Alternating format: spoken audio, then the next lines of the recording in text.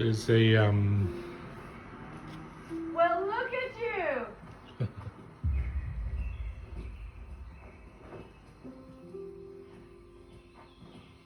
I like these moments. It reminds me of going to see my mum, and she always comes out and greets me, and I have my dog with me, and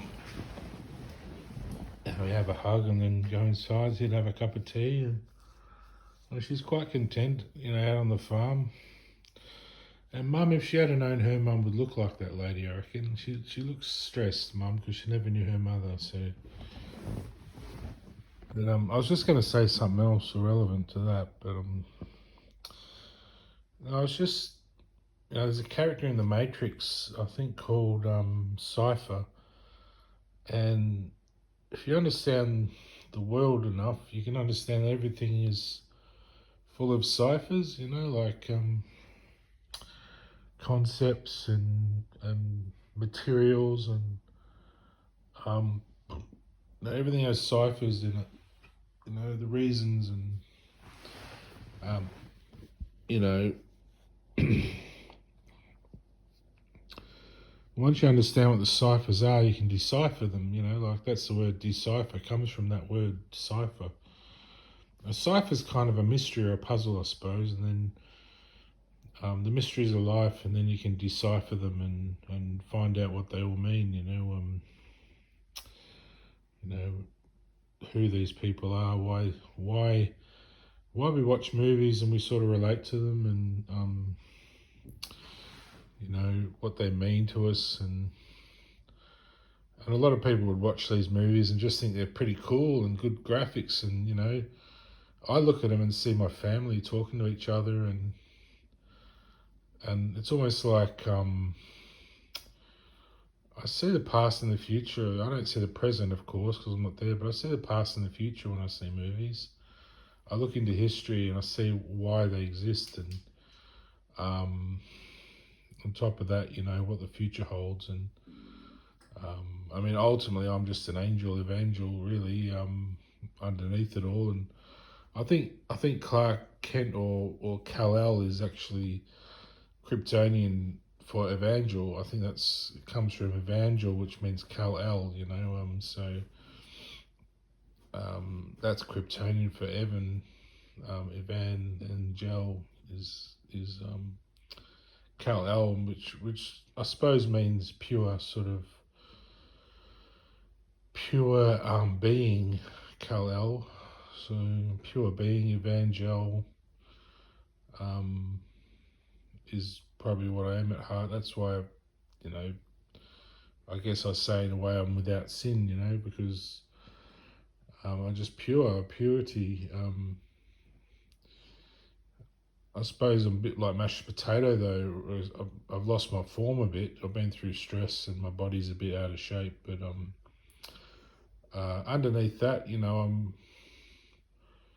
it's just love really that's lacking. I don't have a partner, so I haven't had someone to shape my life with. So my life's just sort of, well, there's a game called Half-Life, and I suppose that's what it is, sort of, in a way. But I've kind of fulfilled it into a full life. So yeah, it's sort of a half-life, but I've made it into a full life by my beliefs and the love I have for myself and the world. It's almost like the whole world's my partner, and my whole, it's almost like I'm a bit of a what do you call it, like a opportunist, where if I met someone somewhere, I mean, we are anyway. When we go to a club, we're an opportunist. We meet someone, we go out, we might go home with them. Something might happen, But I'm like that everywhere I go, in a way, I suppose. The supermarket, I might see someone, and if something happens, I'll go with it, But if it doesn't, well, that's fine, But my chairs out there look cool. Just lined up these chairs.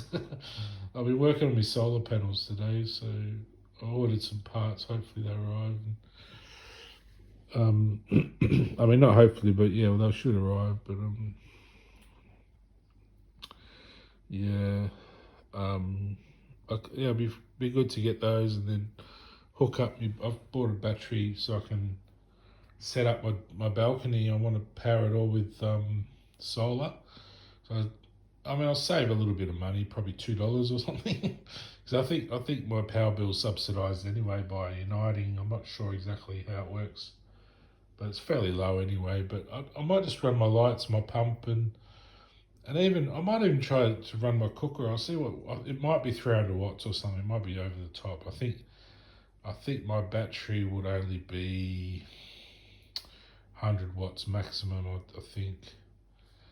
Um, so maybe not the cooker. I think they're 300 watts or something. And even a computer's like 650 watts. I mean, that's at full capacity. But so yeah, yeah. I can never get enough of this movie. It's so well made. I love her character probably the most because she's so much like the comic book Lois. You know, when she puts her tongue in her cheek. You know, she just looks like that character that sits with her leg out stiff, one that's out stiff, and one sort of sitting there like that. You know, and she's just got the right body shape and everything. It's really cool.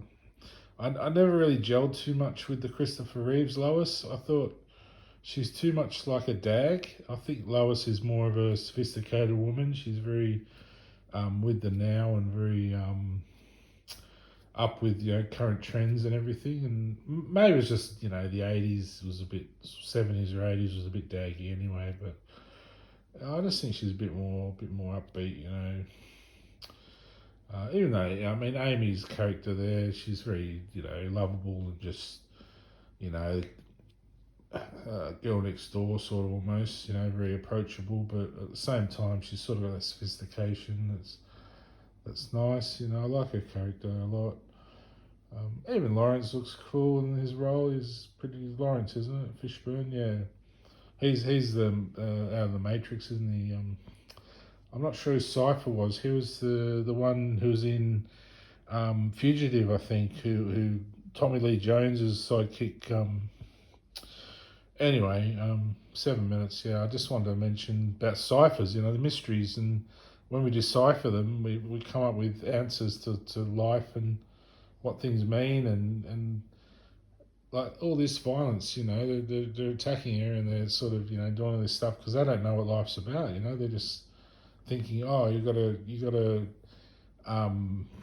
neutralize the problem. Whereas if you understand ciphers, you'll understand life is always unendingly created for you. So if you're just going to destroy it, you're destroying your life, destroying someone else's. So it's better to create. So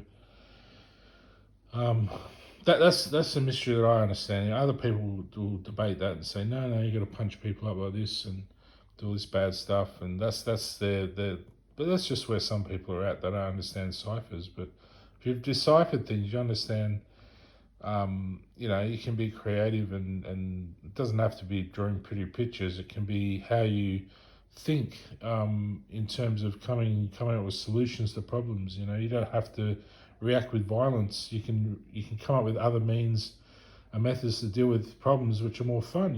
More happy, and the world can be such an interesting, happy place. It doesn't have to be I'm better than you or anything, because where does that stop and end? Are you better than the sun, but you're in the sunlight? Are you going to go blow up the sun because you think the sun's better than you or something? Or the earth, because you think, oh, the earth's bigger than me. Oh, oh, you think you're better than me, earth? Oh, I'm going to blow you up, and then where are you? You're lost in space, aren't you? So, if you hate your dad, where are you? You might need him one day, and it goes on and on, like, we always think we're better than someone else. We don't have to be. We can be as equal to an ant, because an ant does as much work as we do, so even a tree does as much work as we do. It's constantly purifying the air, and without that tree, we can't breathe. So, and without ants, we'd have all sorts of horrible pests and mites in our head, and you just got to think to yourself, we're an ecosystem all dependent on each other, and we've come this far, and we've come to this balance where we can sit at home on a comfortable sofa and survive. We don't have, mites infesting our brain, and if you think that way, you can decipher life. Ciphers aren't a mystery anymore. You can decipher them.